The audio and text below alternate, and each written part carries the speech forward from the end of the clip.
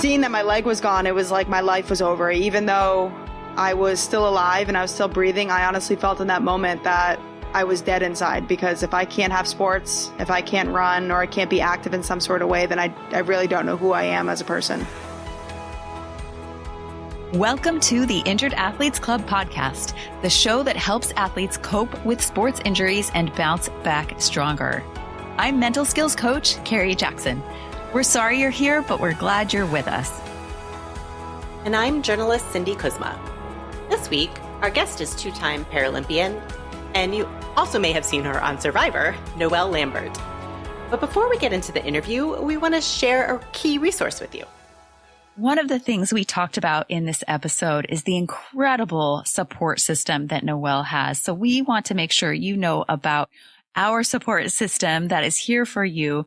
We've got an incredible group on Facebook called the Injured Athletes Club, and it's a wonderful space to be able to share with other injured athletes that absolutely understand what you're going through. This group is incredible. And we've heard again and again from people in it, like, this is not like any other group that I've been on in Facebook. Like, everyone is so supportive, and you can share your struggles. You can get advice. You can share your wins, and everybody is there in such an incredible way, showing up for each other. So if you haven't checked it out yet and you're looking for a little extra support during this time of your injury, head over to Facebook and check out the Injured Athletes Club.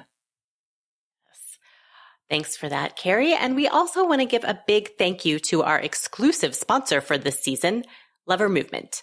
They're the creators of the Lever System, an innovative way to reduce your body weight while exercising on a treadmill. And you'll get to hear a little bit more about that later in the episode. But for now, we are going to get on to this week's show. So as I mentioned, our guest is Paralympian Noelle Lambert. Noelle was a collegiate lacrosse player at UMass Lowell when she got into a moped accident and lost her leg. She came back from that, and we'll talk a lot about that. And she became the first above-the-knee amputee to play lacrosse at the collegiate level. After that, she went to the Paralympics twice, and she currently holds the American record in the T63 long jump. She also previously held the American record in the 100 meters, and she'll talk a little bit about setting that record on the show. She has dabbled in para snowboarding, and as I mentioned, she was on season 43 of Survivor. And she's also the founder of the Born to Run Foundation, which helps other amputees live active lives by providing prosthetics. And Carrie, I don't know, there's so much to love about this interview, but one of the things that I thought was great was Noelle's conversation about self-doubt. And number one, I love that it got you to talk a little bit about one of your tattoos. And I don't want to give that away. You need to listen to hear what Carrie's tattoo is. But I think a lot about one of my favorite songs is by Jason Isbell, and it's called Be Afraid.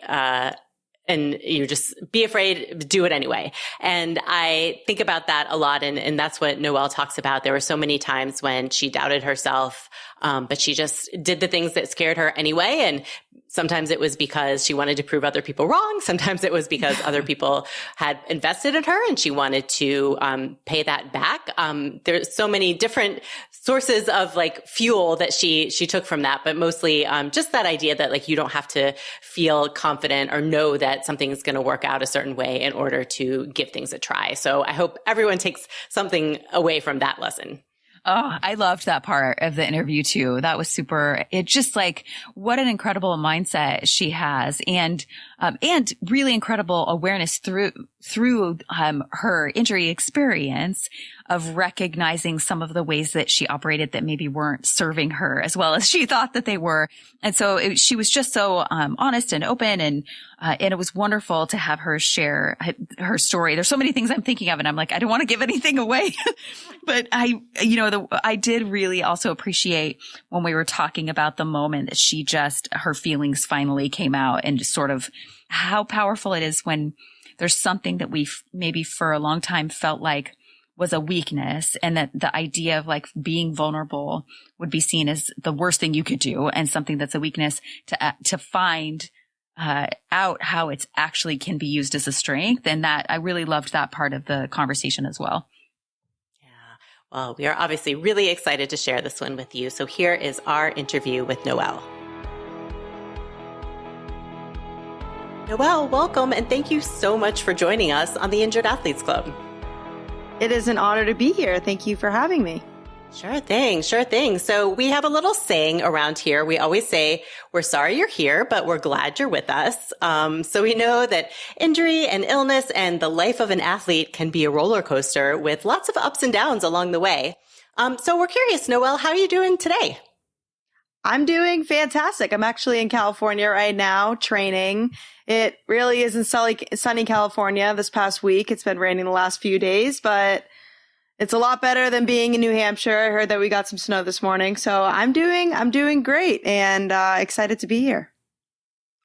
Yeah, Carrie's in California too, so she feels. I am. And I keep saying things like, it's so cold. And then Cindy will be like, yeah, no, it's not. Yeah, it's 54. I literally was saying the same exact thing to my fiance yesterday. And he was like, I don't even want to hear you say those words. And I was like, okay. I'm up in Northern California, just north of San Francisco. Oh, okay. I'm in Chula Vista, right near San Diego. Oh, yeah. Yeah. Okay. Yeah. So it's raining down there too. It is. Yeah. It's been disgusting out. Well, I'm truly sorry to hear about that as I look at the snow on the ground out here. Yeah. So of course, we want to talk about the injury that took you down the Paralympic path, but we know that there's also a ton that goes into performing well and staying healthy as a para-athlete. So I'm curious how you would say injuries are viewed or dealt with in Paralympic track and field. I would say they're extremely important because, if we're feeling any discomfort and we choose to ignore it, it typically only gets worse. And especially being 100 and long jumper, I need to be certain that my body is feeling great. And so we are very fortunate enough here in California at the Chula Vista Elite Training Center where we have those resources where we have sports medicine. I have access to a sauna, an ice bath, massages, physical therapy, basically anything I need. And so I spend lots of time. That's a big reason why I'm out here is because I don't have those resources back in New Hampshire. So that's honestly half the reason why I'm out here is just because I can literally walk 10 feet and I'm literally staring at the building right now and I could get my recovery in and I can make sure that my body is ready to perform at its highest for tomorrow's training session because if it's any discomfort and I choose to ignore it, then the situation tends to only get worse. And that's typically me as a person. I will not let up if I am feeling any discomfort and I'll choose to ignore it. But in the past, I've done that and things have just gotten worse. So I've definitely learned and grown as an athlete. But there's still some minor things that bother me for here and there. And I'm very stubborn because I don't want to miss a day of practice and I take it very seriously. So I tend to ignore what the physical therapist will tell me and I'll continue to work out because I'm that type of stubborn athlete that just wants things done yesterday. I'm very impatient, but I know that I need to take the time to let my body heal. Yeah. So I was curious, I know your pro career has moved relatively quickly. Have there been major injuries that you've dealt with in the time? Honestly, knock on wood, no. I would say the biggest and best thing that I do for myself with my recovery is I sleep. I sleep 9 to 10 hours a night. And that typically, I think, has been helping me, especially as I grow older and I'm doing different things. But I have not had a serious injury. I'm very grateful for that. If there is anything that's bothering me, I'll typically let my coach know and he'll just have me sit out for a few days. But luckily I've been good. I mean, the only thing that bothers me, is blisters on the bottom of my limb, just from repetitive use, especially being out in California. And it's a lot warmer. When it tends to be warmer, I sweat a lot more and the friction causes a bigger blister. So I tend to deal with a lot of that and ingrown hairs.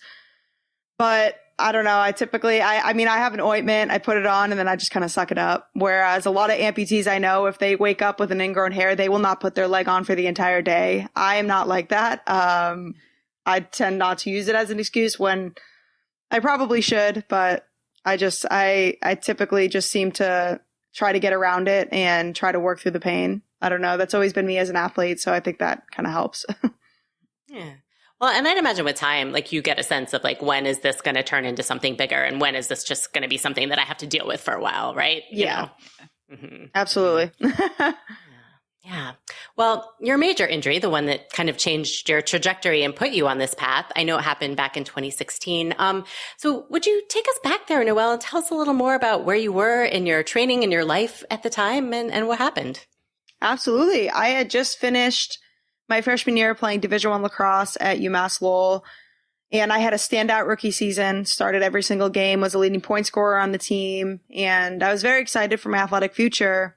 And that summer, a few weeks before returning for my sophomore year, I was in Martha's Vineyard with a couple of my friends, and we decided to head to the beach, and we had no form of transportation, so we decided to rent mopeds. I had never personally driven a moped or been on a moped, but I thought, how hard could it be? And 1 minute I'm on the main road having an incredible time, and the next minute I see a dump truck heading in the opposite direction. And because of the weight distribution and because I wasn't very familiar with driving a moped, I sideswiped the dump truck. I veered left and I sideswiped it. And the next thing I remember is laying on the pavement and lifting up my legs. And I saw that my left leg was completely gone. It was completely severed on the scene. And the very first thing that came to my mind, it was sports and it was lacrosse because I'd never gone through a long period of my life without being an athlete in some sort of way. I grew up a 3-sport varsity athlete in high school. I have 3 older brothers who are all very active, and my dream was always to be like them. So I was always trying to find different ways to join on their sports teams, to just be an athlete, because it was truly the only thing that came naturally to me. And it was really, honestly, the biggest reason why I was able to get into a great college was because I was a pretty great athlete. So seeing that my leg was gone, it was like my life was over. Even though I was still alive and I was still breathing, I honestly felt in that moment that I was dead inside, because if I can't have sports, if I can't run, or I can't be active in some sort of way, then I really don't know who I am as a person. That's incredible that was immediate, that that it was just like, oh my God, what does this mean for me in my athletic life? And that was the first thought, because that's such a significant factor with injured athletes, is like, who am I if I'm not able to do my sport, and feeling like you cease to be an athlete if you can't participate in the sport that you're doing. Absolutely. Yeah. I mean, having tons of people rushing towards me. I mean, the man that was actually driving behind me was the one to take his shirt off and create a tourniquet to stop the bleeding. And it's crazy because I'm still thinking about, where's my leg? Are you going to be able to reattach my leg? What's going to be happening? And, I was lucid enough to ask this other woman to, call my parents, and I gave her the phone number because, I was in shock and the adrenaline was kicking in. So I wasn't feeling any pain. It was more so just an uncomfortable feeling. And she dialed the phone number, and the next thing I hear her say is, you need to get to Martha's Vineyard immediately. I don't think your daughter is going to make it. And, I'm honestly I'm looking at her asking, can you please calm down? Because she was hysterically crying. And I was like, can you just let me speak to my mother and let her know what's happening and tell her that I'm fine, that I'm not dying? So she hands the phone over to me. And all I say to my mom is, Mom, I'm fine. I love you. I lost my leg. And I started handing the phone back over. And that's when I heard her screaming. Oh. And, obviously you never want to get that type of phone call, but I mean, in that moment, I knew I wasn't going to die, and I knew that I was in the right hands. I had tons of people rushing towards me. The EMTs were just showing up, and I was still breathing. I didn't really know how serious it was, but I knew that my leg was gone. And yeah, I mean, I really had one of those moments of, did I really just play my last lacrosse season? Did I really just run for the last time? Like, what is my life going to be? Am I going to be in a wheelchair for the rest of my life? And just the uncertainty of that, it was really unsettling. And that's what I was really panicking about. I mean, it wasn't even the fact that I lost my leg. It was the fact that, is this really it? Well, thank you for sharing all of it with us. I know you do share it frequently, but I really just appreciate you walking through it. And I just can't even imagine what that was like. As many times as I've heard you say it in other places too, it's just, such an impactful moment. So I understand too that you kind of had some early visitors who helped you see that part of your life didn't have to be over. So I wondered if you could tell us a little bit more about that, like how those fears started to be, assuaged a little bit. Absolutely. I was very fortunate enough from the second that I woke up in the hospital to have an incredible support system that was rallying behind me. My parents, my brothers, all my friends and family, and especially my teammates, coaches, and the whole entire University of UMass Lowell. They were there from the very beginning, and they were visiting me every single day. And then I was very fortunate enough to have a lot of the Boston Marathon survivors reaching out, and actually a few of them coming to visit me. And I remember sitting in the room and hearing everything that they were telling me, hearing their stories and what they had been through. There was Roseanne Sedoya. She's an above knee amputee. She was showing me pictures of different prosthetic legs that she had. It was, she had her everyday walking leg. She had a running blade, a waterproof prosthetic. She had a pretty leg, which basically when you wear jeans, it just basically fills out. So it doesn't look like you're an amputee. And then they were actually the first people to tell me that my dream of playing lacrosse again was possible. Obviously, from the very moment I woke up in the hospital, I told everybody that this isn't going to define me.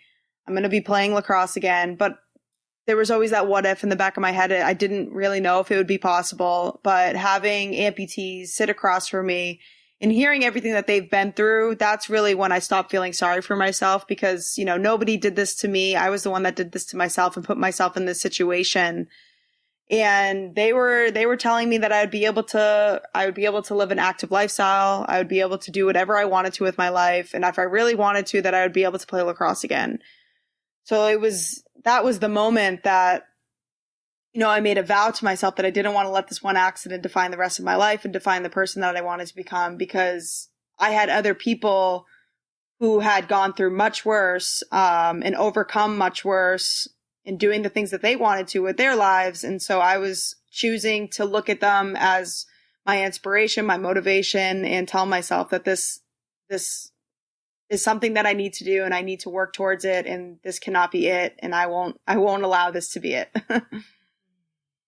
How powerful to get that validation from that. Like, it's one thing, right? Like to think that for yourself, although that's also equally important to be able to have that self-belief of like, I'm coming back, but inevitably it's also very normal to have those thoughts of like, but am I and can I, and what does this look like? And am I, and then to get it from someone that's been walked the path, that's not just someone that's like, oh, you can do this. Like, I'm sure you can come back, but somebody that gets it on an intimate level, to be able to hear that from them.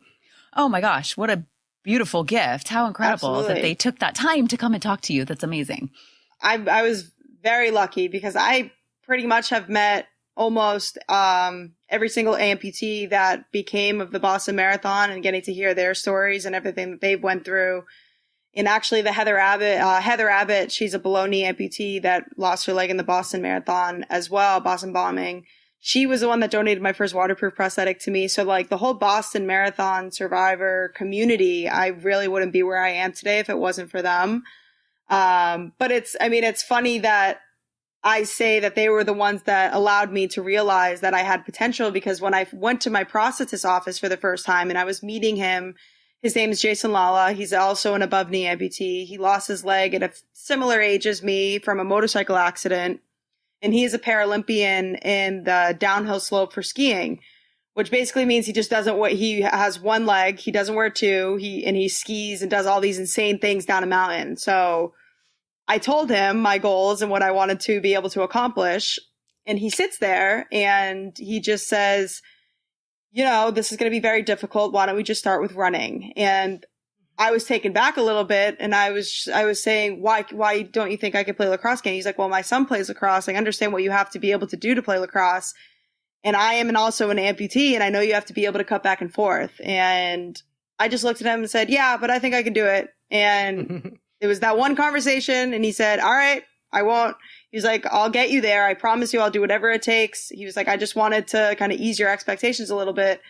And it was funny because I had already made up my mind. And even if he was telling me I couldn't, but it was kind of funny because I mean, fast forward to now, he always tells me that he hates when I bring that up as a part of my journey, because it kind of makes him look bad. But I'm like, no, I mean, it honestly just makes it look like, just shows how difficult that it really was, because, you know, you're an amputee yourself. You know what it takes to go, you know, you understand everything. I will say this, he's not a runner. He doesn't really enjoy running. So that's what he kind of falls back on. He says, and listen, he is the best athlete that I could have. I mean, as an amputee, he's up there because of the things that he's done in his life and all the accomplishments that he's been able to do. I mean, I knew that I was in the right hands immediately when I started working with Next Step Prosthetics, but it was very funny when I had that first conversation with him. I mean, and it continued on every single time I walked in saying, you know, I want to be a sprinter now. I want to do Paralympic snowboarding. I want to do Survivor. The Survivor thing was very funny in his eyes. He was very, he was like, I'm going to kill you, because how are we going to make this make this work? But that's great. I'm very fortunate enough to have the right team behind me, because even though he didn't know if it would be possible, he knew the type of prosthetic legs that I needed to start my process and journey of trying to play lacrosse again. He just didn't know how stubborn you were. Yeah, he learned very quickly. He did. He still deals with it every single time I walk in there, and he's like, "Can we do the black pylon?" I'm like, "No, I need silver. Like, I need it to look. I'm a girl. Like, I need it to match like my different outfits." Obviously. Oh my gosh! Well, tell us a little bit more about that process, because yeah, I'm sure it wasn't easy to get back. Absolutely. I mean, the first time I ever received my everyday walking prosthetic, I mean, it was 2.5 months after my accident. And I envisioned it as, you know, I'm going to walk into my prosthetist office. I'm going to be able to get a running blade. And then I'm going to be able to return to practice within a week. And I'm going to be able to play for my sophomore year. And then that's when I realized the costs of a specialized prosthetic, which is a running blade, and how insurance companies will only cover your everyday walking prosthetic. They will not cover a specialized prosthetic. So I was sitting there thinking, okay, well, how am I going to obtain one of these specialized prosthetics? You know, how much do they cost? And they can cost anywhere from $10,000 to $30,000, depending on what type of leg you want. And obviously, me being 19 years old at the time, I don't have that type of money. And I didn't want to bankrupt my parents every single time I wanted a new and exciting prosthetic leg. And that's when I started learning about all these incredible foundations out there that support amputees. So I started applying to a bunch, and I heard back from the Challenge Athletes Foundation. They told me they were going to grant me with a running prosthetic, but it was going to be about a 6-month process. So that's when I kind of knew that playing for my sophomore year was kind of probably never happen. So I created a different role for myself on the team. I know a lot of athletes tend to do this when they have, you know, an ACL surgery or a broken limb or anything like that. They become a student coach, and they try to just be a part of the team as much as they can, just so that they can feel included. I mean, me personally, I needed a distraction. I needed to kind of rely on my teammates that first year, because, I mean, I had tons of emotions coming in, but what I did was I kept myself busy. I went to every single practice. I did online classes. I was doing physical therapy. So it was keeping my mind busy, whereas I didn't have to worry or stress about the fact that I wasn't playing, or that I really was an amputee. And if, you know, this was going to be my new life. I had so many distractions, and I honestly wouldn't have changed anything about that. If I could have made myself busier, I would have, because I never really went through a dark time. I never went through a dark depression, because I just found different ways to distract myself. And it wasn't until the end of my sophomore year, it was the start of summer, where I finally got my running prosthetic, and I was harnessed on a treadmill in my physical therapist's office. And I could not run for more than 10 seconds at a time, because it was very unstable, very uncomfortable. And I just had no idea how to use the thing. Between my everyday walking prosthetic and my running blade, two completely different things. My everyday walking leg is very stable. When I walk on it, I can put weight on it, and it kind of lowers me down slowly. Whereas my running blade, if I take the wrong step, my knee will give in, and I'll just be on my butt before I even realize what's happening. So I needed to be very careful of, when I do backpedal, I can't put my prosthetic leg further back than my real leg. I can't rely on that. So I just needed to find different ways. And And obviously after putting that on for the first day and going home, I was defeated because I knew it was going to be difficult, but I didn't expect it to be that hard. I knew it was going to be hard. I just didn't really expect it to be that much different than my everyday walking prosthetic. And I was thinking to myself, if I can't even run in a straight line for a certain amount of time, how am I going to be able to play at one of the highest levels that you can play in for collegiate lacrosse? I need to be able to cut back and forth. I need to be versatile. I need to be able to backpedal. I need to be able to do a lot of different things. And while I'm doing those things, not worry about the fact that I have a prosthetic leg. I need to be worrying about the top half of my body and just kind of scanning the field. And that's when I kind of realized, this is going to take a lot longer than I expected. And I honestly thought in that moment that it was going to be impossible. And I was honestly telling myself, that's it, I'm done. But I have an incredible support system at home with my family, especially my mother. My mom walked through the door and she just looks at me and tells me to stop, basically suck it up. And it was my first day using the thing, and to not worry so much about the future and what I'm going to do, because how am I going to be able to focus on something that's in the future if I don't even know how tomorrow is going to end up? She told me to, control the things that you can control, only focus on today, only focus on what you want to do tomorrow, because those are the only things that you are kind of able to change or able to control. So I looked at her and I said, you're right. I don't even want to worry about lacrosse at this moment. I just want to learn how to use my prosthetic legs. So the next day I hired a personal trainer, and I was going to her every other day, every single day, some weeks. I mean, it just depended on the schedules. It depended on, if my limb could take it, because those first few months, I was bleeding a lot because of just blistering at the bottom of my limb and just getting used to my leg, just getting used to and getting stronger because it was very weak. And we didn't even pick up a lacrosse stick, honestly, that entire summer. We just focused on things more like short distance running, short sprints, getting back in the weight room and learning how to actually lift with my everyday prosthetic leg and being able to put a bunch of weight on a barbell and squat with it. I needed to learn how to squat again. I mean, I was basically starting from ground zero with every little different workout that I could think of. And by the time that summer was over, I mean, it was the best thing I could have ever done, getting a personal trainer, because not only was she a personal trainer, but she was a lacrosse coach. So she knew exactly what I needed to be doing. And I honestly put 100% of my trust in her. And listen, she had never worked with an amputee in her life, but she was kind of up for the challenge, and she was learning. We were both learning as we went. I am that type of person. If you give me a workout that I'm not crazy about, I will complain about it. Doesn't mean I won't do it, but I will let you know complain how about I feel. it. Yeah. And I remember this one specific day. It was actually really funny. We were just doing, we were in the back of the gym where there's a turf area and there's a basketball court, and we were doing different run drills.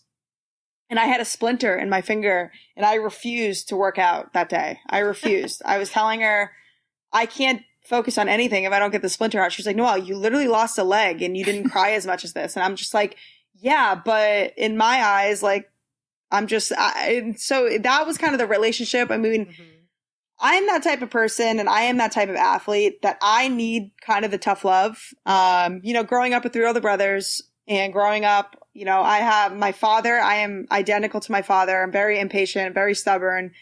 And, we like to get things done. But if I need to be put in my place, especially I need a coach that can put me into my place, because that's how I learn to respect people. Because, sometimes I can be that difficult person that likes to joke around or kind of be distracted, especially before my accident. I mean, I was that type of athlete that I hated practice. I only loved games. If you put me into a game scenario, I would run through a brick wall for you. But if you threw me into practice, I was just kind of going through the motions. And there were only 2 times where I never acted like that. And it was both times where I had my freshman year and my senior year of high school, I had the same lacrosse coach, and I respected him. He was like God to me, and everything he told me to do, I would do it. I would never complain. Like, I never spoke, and that was just unheard of for me. And I think after just not having him, I mean, he decided to take a college coaching job after my freshman year. So like kind of losing that, it's like, I don't know, it was like I lost a part of me. But getting back to kind of, getting back into lacrosse, I mean, I thought I was ready for the next step, even though I hadn't picked up a lacrosse stick. I showed up for my junior year and had a sit down meeting with all my coaches and told them that I was ready to play again. But if I was going to do this, I need to be pushed, I need to be screamed at, and I need to be treated like everybody else. Because if people treat me like somebody with a disability, or they look at me as though I'm broken, or they treat me like I'm broken, then this is just going to be a huge waste of time. I didn't want to be, just the charity case of the team, people just trying to help me out. Like, I actually wanted to do this. And that's exactly what my teammates gave me. That's exactly what my coaches gave me. The first day of practice, they threw me into a full field scrimmage and it was not pretty. It definitely, I could not catch a pass for the life of me. I fell like probably 30 or 40 different times, but at the end of that practice, I had a smile on my face because I was back out there with my teammates and I had something to work towards. Yeah.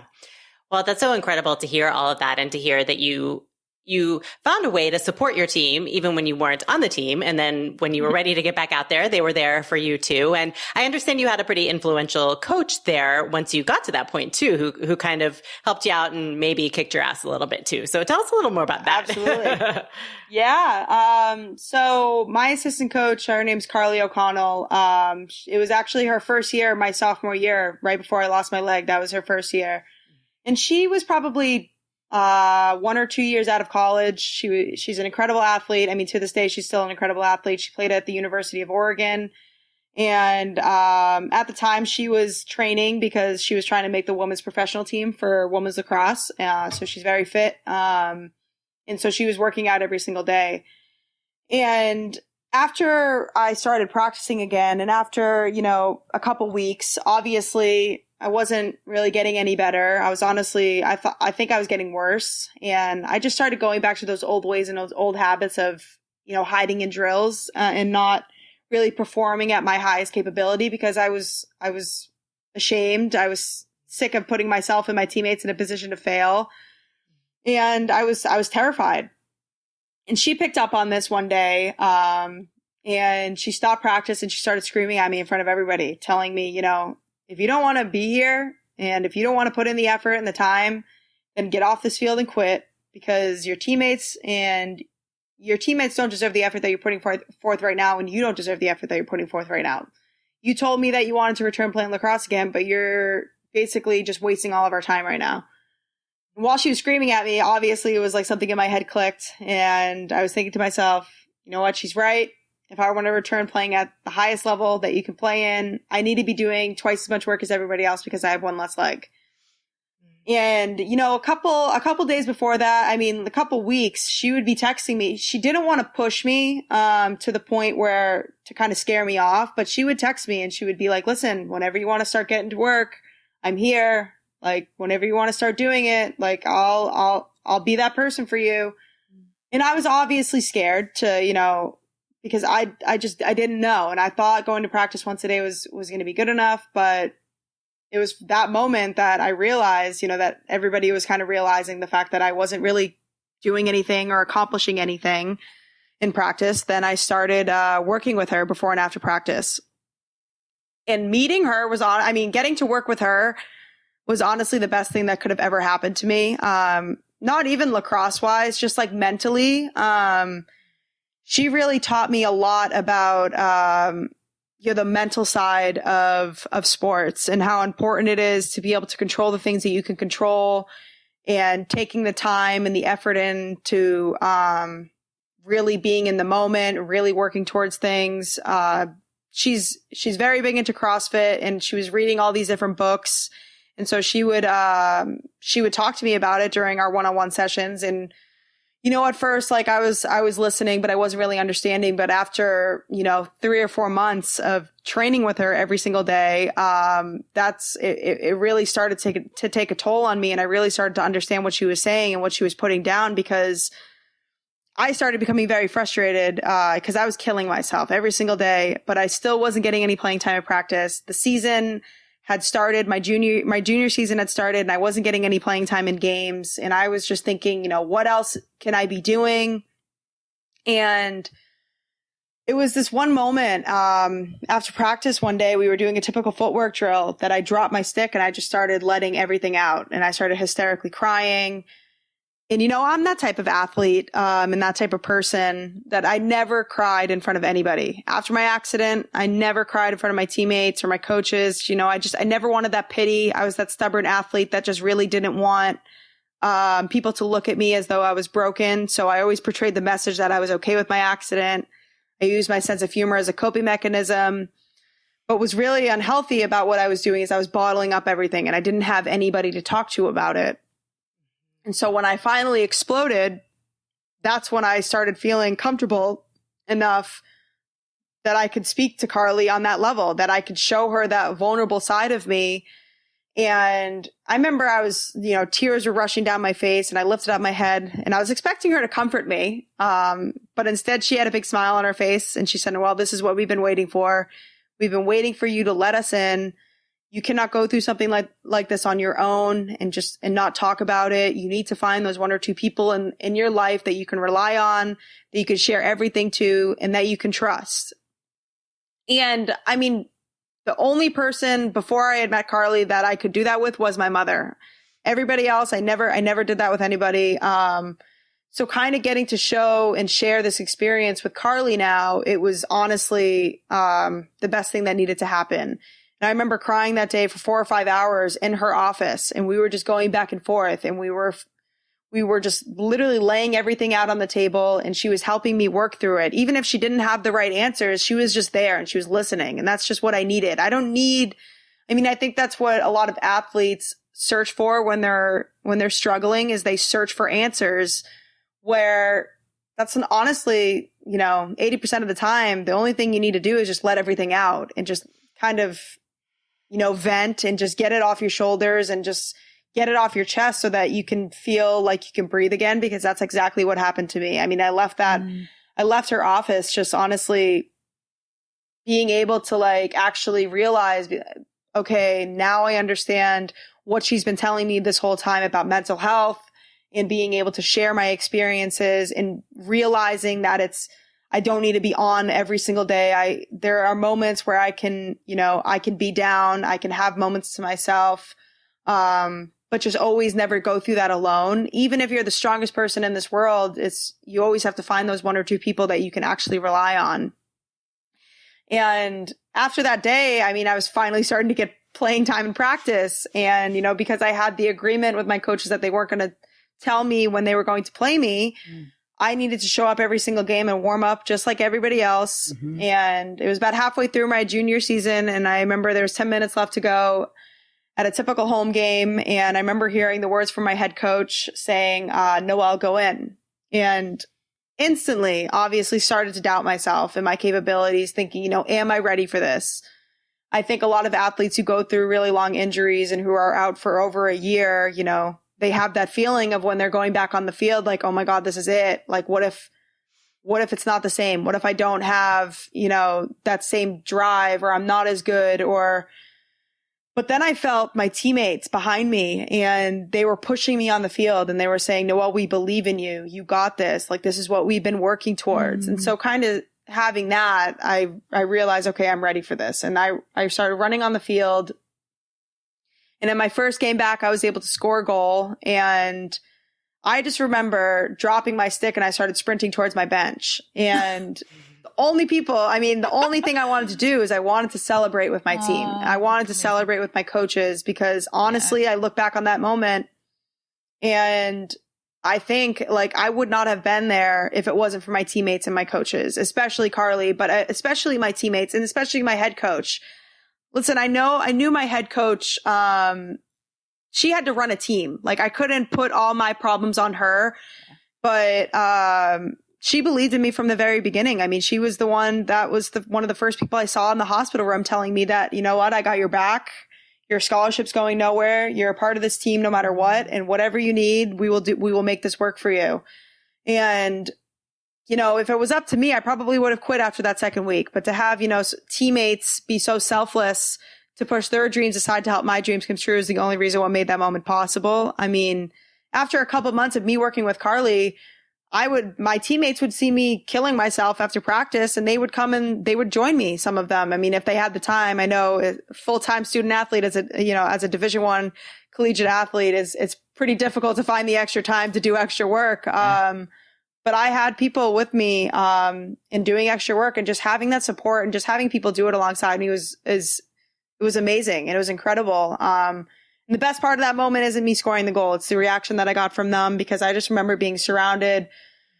And that was the first time that I kind of let everything out, and I started crying with my teammates while they were embracing me. And the only thing I could say was thank you, because, it wouldn't have been possible if it wasn't for them. I never did it on my own, and it does take a village. I am a true testament to that. And I'm just extremely grateful.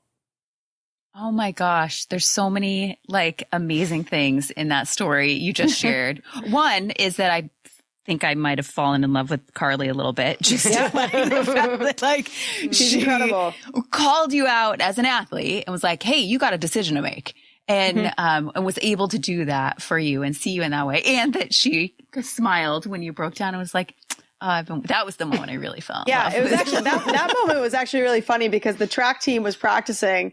Me and her just kind of going back and forth. It's like I'm yelling, she's yelling, but she's smiling while she's yelling. And the track team is like, are these people okay? Do we need to step in? Yeah, literally. But she would text me at, 10 o'clock at night saying, I'll see you after 6 a.m. lifts. And I'd be like, I wanted to go and take a nap before my 8 a.m. She'd be like, yeah, I don't care. That's not what we're doing here. You're going to stay behind 6 a.m. lift, and we're going to do some extra work. And then it would be after practice. So, it was just, the lessons that I've learned from her, I honestly, view her as part of my family now. And honestly, I've taken everything that I've learned from her, and I've taken it to, all the new adventures that I've had, especially starting with track and different things. But, she always checks in on me. She always finds different ways to, call me out on when I need to be called out on. But one of these days I need to get her at one of my major championships, because honestly, none of it would have been possible if it wasn't for her, because just learning everything that I did as an athlete. Obviously I thought I knew everything. Everyone thinks they know everything, but then getting to meet her and getting a different perspective and kind of a different outlook, not just on sports, but on life. It was exactly what I needed, at such a dark time in my life. And I think that was another reason why I never went through, a big depression, is because I had resources like this. And, everyone always asked me, did I see a therapist? Did I see a sports psychologist? And I say not exactly. Not one that was paid for, but I did have my coach Carly, and she was the one that helped me through it. And then obviously my mother, she was my other therapist. So I kind of got off on having some free wisdom. Besides just that sort of, you have to feel your feelings, which I think Carrie talks about that a lot and is a really huge one. Are there other things that, specific things that you remember, like you say, that you still use in your athletic career now that she taught you, specific things? Yeah. It's just when if I'm having a difficult day, or if I don't want to be there, or if I'm just, I'm sitting in bed, barely being able to move because I'm so sore. She always just told me, listen, just try to be better than you were yesterday. And if you can't do that, then just show up and just be 10% better. And, if you physically can't get better, try to mentally get better. So every single time I'm on the track and I'm trying to work on different things, because, track and field is, I would say, more mental than it is physical.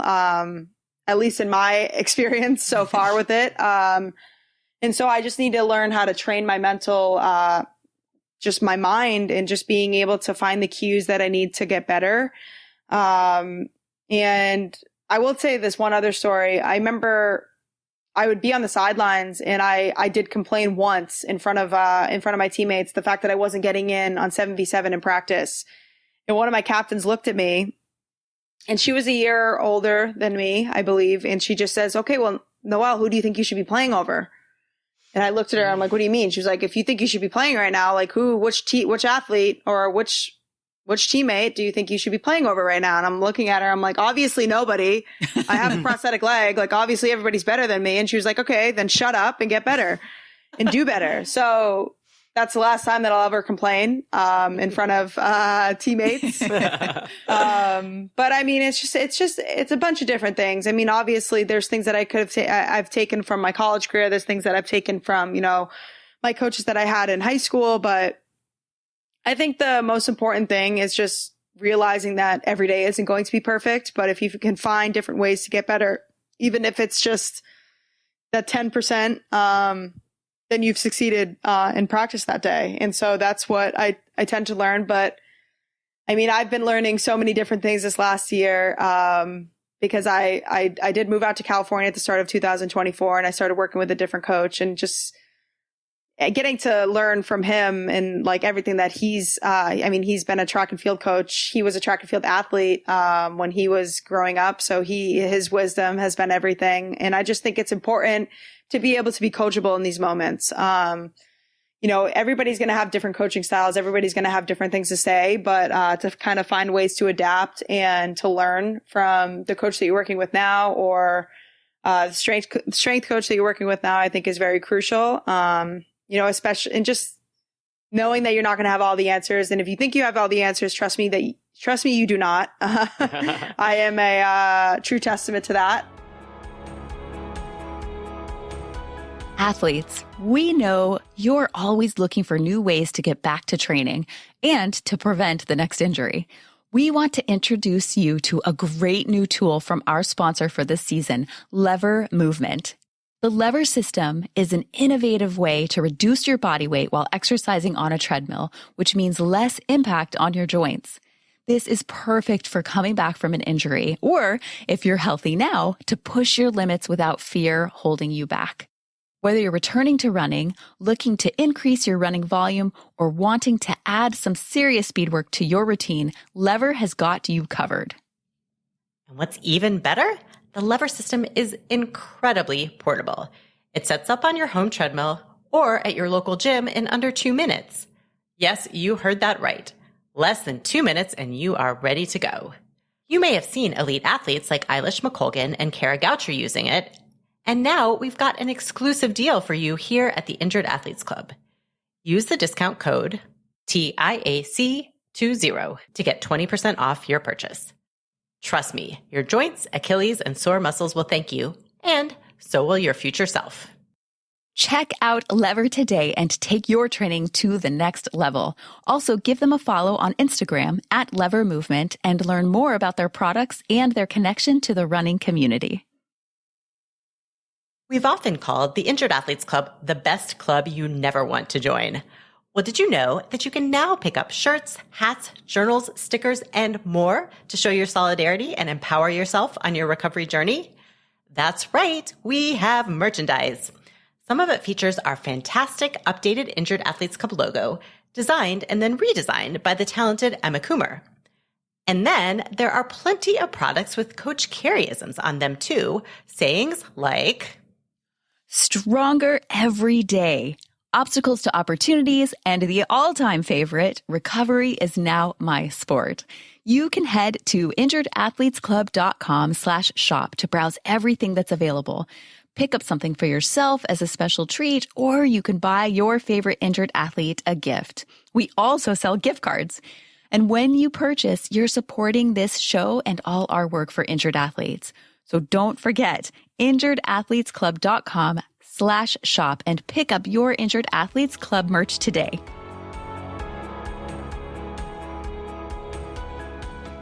So yeah, we kind of skipped there from like your, you finished your collegiate career. And then did you really think when you were graduating or when you got back into lacrosse, like, were you thinking, oh, I'm going to continue after college as an athlete, or like what got you into para track and field after that? In the back of my head, I always knew, my junior and senior year that I didn't want to hang out my athletic career just yet because I didn't know what I wanted to do with my life. I was a criminal justice major, but I didn't really want to do anything with my major. I really just wanted to, ride being an athlete as much as possible. And I remember when I played again, my junior season, that's when someone from the U.S. Paralympic track and field world reached out asking if I've ever thought about pursuing the sport. And a fun fact about me, I hated running. I hated everything to do with it. Even after I lost my leg, I hated run tests. I tried to get out of it. I tried to use the excuse of me being an amputee to get out of it. Never worked. But I remember when I was in the hospital, and the 2016 Rio Olympics were going on. And I remember seeing, it was either an ad or a commercial, or it was something about the Paralympic Games. And my mom was sitting right there and she was just like, maybe you could do this. But then I was thinking, what sport would I do? There's not, they don't have Paralympic lacrosse. So I just always had in the back of my head that this could potentially be a possibility. And then when somebody reached out to me, I thought, this could be a very cool opportunity to, represent my country and to see if this is something I can make a career out of. But my senior year, I wanted to dedicate it to lacrosse. I didn't really want to think of track and field because it was my last year playing. I did have the opportunity to redshirt, but there was really no point of me redshirting. I wasn't the star player I was before my accident. I created a great role for myself on the team and I got some pretty solid playing time, but I didn't want to do that to my head coach. Just be like, hey, I want to do this and take up another spot on the team. And I think I was kind of ready to move on from lacrosse. I mean, after just everything that I went through, it was kind of just like, okay, I either need a break or I just need to, retire as a lacrosse athlete. And so when my senior year was done, that's really when I thought to myself, okay, now I want to transition to track. But I had never competed in an individual sport in my life. And again, didn't really like running. I didn't have a track coach. I remember one of my really great friends in college, she was on the track and field team. She was helping me out a couple sessions one day, after I was done lacrosse. And we were trying to use the starting blocks, had no idea how to use them. I was Googling above knee amputees coming out of starting blocks. Nothing was coming up. So I started going to Instagram and trying to find some of my competitors that I would be competing against. And I found Scout Bassett, who's a very accomplished and well-known Paralympian. And I just kind of just stalked her and just tried to get as much information as possible just by looking at her Instagram. I signed myself up for the first track meet that I saw. I was in Arizona. I had about 1 month to train for it. And, obviously I was 10% confident in my athletic abilities of being a track and field athlete, but I thought, this isn't going to be that big of a deal. It's just it's not a huge race. I didn't think that there was going to be a lot of people there. So I fly to Arizona with my mom and actually my prosthetist. And when I got there, I heard that the entire U.S. Paralympic track and field national track and field team was going to be there, all the head coaches, and I was going to be competing against the reigning national champion, Scout Bassett. I looked at my mother and I was like, I don't want to do this. I want to go home. Like, let's just go home. Like, this is going to be embarrassing. And my mom looks at me and she says, I don't care if you crawl across that finish line. You are crossing that finish line because we did not travel all this way for nothing. And so, I just showed up the day of the race. I was extremely nervous. I was honestly shaking and I was pale because, again, I'd never competed in an individual sport. I never really have dealt with all the pressure being on me. So it wasn't a feeling that I was comfortable with. And when I was lining up in the starting box and the reigning national champion was to my right, she could even see how nervous I was. And she just says, don't worry, girl, you got this. I'm like, yeah, you're right. You're going to be in front of me. You're going to be motivating me to go faster. But when the gun went off, I'm a very competitive person. We did talk about this a little bit earlier. And if somebody tells me I can't do something or somebody doubts me, it's just, I will die trying to prove them wrong. And I remember halfway through the race, I heard this annoying screeching sound, and it was actually my mother because I was leading. And when I crossed the finish line, not only did I win and beat the reigning national champion, but I also hit the qualifying times to be part of the U.S. Paralympic national track and field team. And I always look at that. The reason why that happened was because the 2 years prior to that, I was competing alongside people with two legs. Every single time we did a run test, if I came in last place, I had to do 10 burpees. If they came in last place, they had to do 10 burpees because a girl with one leg just beat them. So all of these moments were preparing me for this one race. And like I said, I'm very competitive. And even if it didn't look pretty, I will get the job done. So after that, I was on a team again and I needed to find a track coach. So I found one in Boston. And that's when I got introduced to Famita. And Famita was actually the one that introduced me to our coach in Boston. Yeah. And I showed up and started working with Famita Ayambeku, who's a below knee amputee, a Paralympian. And she just took me under her wing and she just showed me the ropes. She was my big sister. And I am so grateful for Famita because in a world where I knew absolutely nobody and was scared to death of traveling on my own and going to all these insane places, I had her by my side.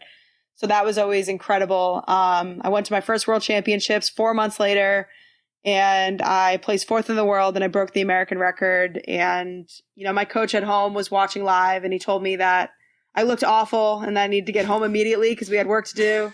But at that moment I was just really excited to be representing Team USA, have the Team USA uniform. I didn't care how I looked, but then I started buckling down and getting ready for the Tokyo Paralympic Games and just getting myself ready so that I could qualify for that.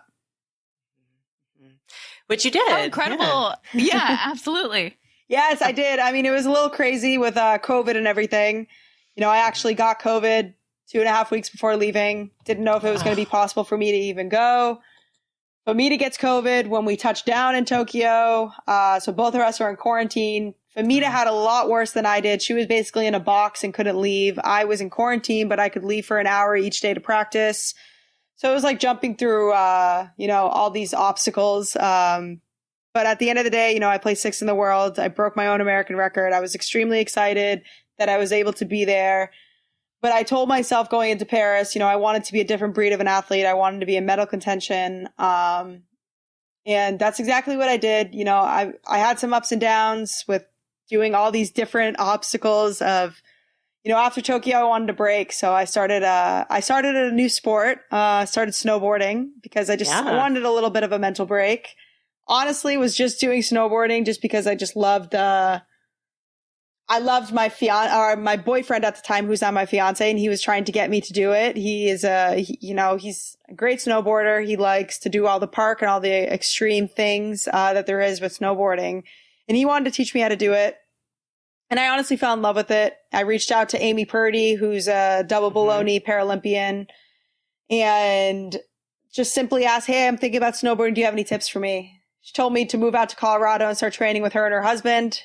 Exactly what I did. I mean, that's what I do. I find all these incredible people that I could just latch onto. I packed up my car and I drove from New Hampshire to Colorado. I don't even want to say practicing. I was learning how to snowboard for the first month and then just thought, what's the best way to dive right into it? Just start competing. So I headed to Europe, that's where all the competitions are, and was able to qualify for my first world championships. Placed 4th in the world out of 4 people. I know, so impressive coming in last place. But, I was just doing snowboarding because I just needed a little bit of a break from track and field. But I honestly fell in love with it. I loved the atmosphere. I loved everybody, all my teammates. The entire U.S. snowboarding team took me under their wing. I had incredible mentors like Brenda Huckabee, Amy Purdy, Noah Elliott. And it was amazing. And it was just something that I was really excited to be a part of. And just being a part of that in different environment. I thought that was just a really cool thing to do. I love that. And I love that just like jumping in and doing it. And I know one of the things that you've talked about before is like having some self-doubt, like you did, for instance, before the first track race, but just doing it anyway. And I'm curious, like how you do that. Like, well, what advice would you give other people who struggle with that self-doubt about just like doing things anyway? Absolutely. I mean, I will say this, every single new adventure that I go into, I doubt myself. I don't think that I'm good enough. But for some reason, I use it as motivation and I tell myself, just because I doubt myself, it doesn't mean that I should quit or I should give up. I should still give it 100% effort and I think the reason why I do that is because of my accident. And just looking back on it and realizing the fact that I survived and, God didn't allow me to survive just so that I could quit and give up and be scared just to try something that's, not comfortable and not a comfortable feeling. And it's just not something I'm used to. I think that's honestly a reason and an incentive to try something if you are scared of it, just to get over that fear and to prove that you can do it. So I just always use it as motivation. I use it as fuel. But I also always surround yourself with the right people. Always surround yourself with the positive representation that can help you and allow you to achieve your dreams and achieve your goals. Because, you know, I always say it's very difficult for other people to believe in you when you don't believe in yourself, but also it can be very tough believing in yourself because, you know, you look at yourself and you obviously, you know, you're the main character in your story, but there's also so much self-doubt that everybody goes through where you just have to tell yourself, listen, just shut up and do it. And once you get out of the way and you realize it's not that bad and you realize that there are things to critique, things to fix, then you can show up the next day and you can work on it and you can become better. So I just tell myself, keep pushing, keep doing it. And I just try to surround myself with those right people that can help me get there. You know, every single step in my journey, I've never done it alone. I've always found people to rely on, mentors, coaches, you know, therapists, different people that I know that can just help me achieve my dreams because, you know, why is it that somebody, you know, gets this incentive that they want to try something, but they're scared to death to do it? It's because, you know, that's how the world works and that's how a lot of people are wired. But I think that's what makes you so mentally tough is if you can get over that mental hump of yourself, then you're as strong as anybody else can be. So I think what you're talking about is so important. One of my favorite quotes, like to the degree I have it tattooed on me, is a ship is safe in harbor, but that's not what ships are for. And what I've come to realize in, you know, working in the field of sports psychology for the last 20 years, and like, you know, athletes always come to you for, I want to feel more confident. And what I've come to realize is sometimes you don't need to feel more confident. You need to feel courage. You need 10 seconds of courage. You need to, and how do you use that? Like having courage and trusting that you're going to figure it out along the way sometimes serves you more than like, well, what can I do to feel more confident before I get started? Because if you wait, you know, sometimes if you wait for everything to be perfect, you're never going to start. You have to like overcome. So I love that, like that you've found a way with self-doubt to use it as motivation because that's so critical. Yes. I mean, my mind is tricky like that, but I mean, I think that's what everybody goes through. I mean, I know I'm never alone in feeling that self-doubt. Like every single person on this world, on this earth, they feel that self-doubt. They feel like they're not good enough. But I think if you can figure out a way to push past that, then, you know, that's half the battle right there. That's, you know. Yeah. And not seeing that as a sign that you shouldn't do it. That if you feel doubt, that doesn't mean that you can't do it or shouldn't do it. Absolutely. Well, and I love all of the people that you've reached out to who have supported you. And I know you do a lot of work to support others too, including with the Born to Run Foundation. And I wanted to give you a chance to tell us a little bit more about how that started and what it does and how you support other athletes in that way. Yeah. So, I mean, me receiving 3 different specialized prosthetics from 3 different incredible foundations.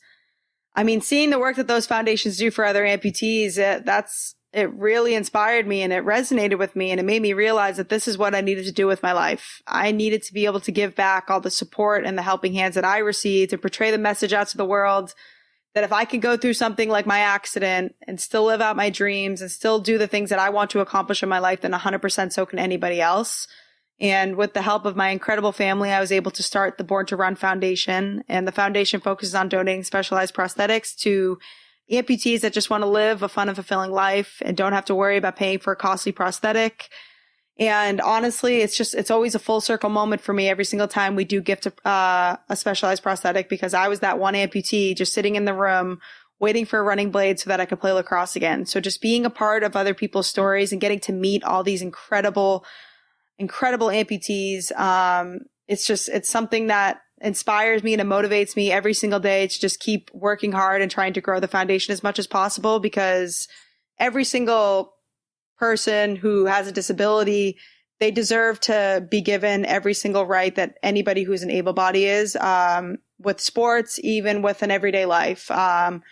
You know, it stinks that the world kind of portrays disabled athletes or disabled people as people to feel sorry for, to just look at as they're broken. And I hate that, because, you know, the environment that I'm in every single day with all these incredible disabled individuals, we never look at each other like we're broken. We never feel bad for one another.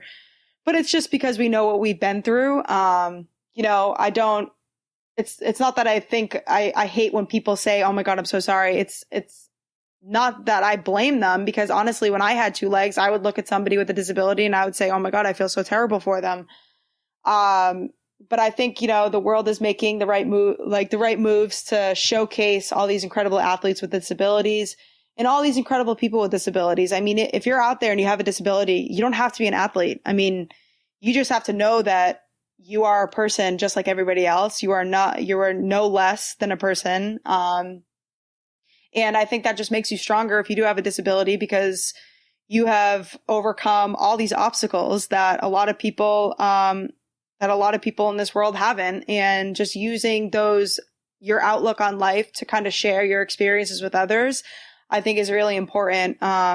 Because for me, I wouldn't be where I am today if I didn't reach out to all these incredible disabled athletes and just allowing them allowing me to hear their stories and kind of use them as my mentor so that I could believe in myself. I think that's really important. So that's why I'm very grateful and very honored to have a foundation like my own. And honestly, when I look back on my entire life as an amputee, I mean, that's the thing that I take most pride in, because I am able to help others and I'm able to kind of just share my story and be able to introduce other people. Every single time there's a new amputee that wants to start a new sport, I try my very best to connect them with people, even though I have no idea what I'm doing half the time. But I tell them to use social media. Social media can be used as, your tool to help you and make you realize what your full potential is. So that's really what I want to accomplish with the foundation. It's just creating that environment where people can feel safe. And just being able to put myself in all these uncomfortable situations where I do these reality television shows, just to show other people, listen, if I can do this, then you can do that. You can get off the couch and you can do whatever you want to with your life. I promise you that. So that's amazing, Noelle. And we'll definitely link to your social media and the Born to Run webpage, social media too, so that other people can find you. When you look back at this incredible journey that you have been on, how would you say all of this has changed you as an athlete and as a person? Yeah, I mean, looking back on my accident, it's crazy because I view it as something that is a positive, and I view it as something to be grateful for because, we touched on this earlier. The type of athlete I was before my accident, it wasn't something to be proud of. I was that lazy, stubborn athlete that just thought things should be handed to me. I didn't really understand what hard work was.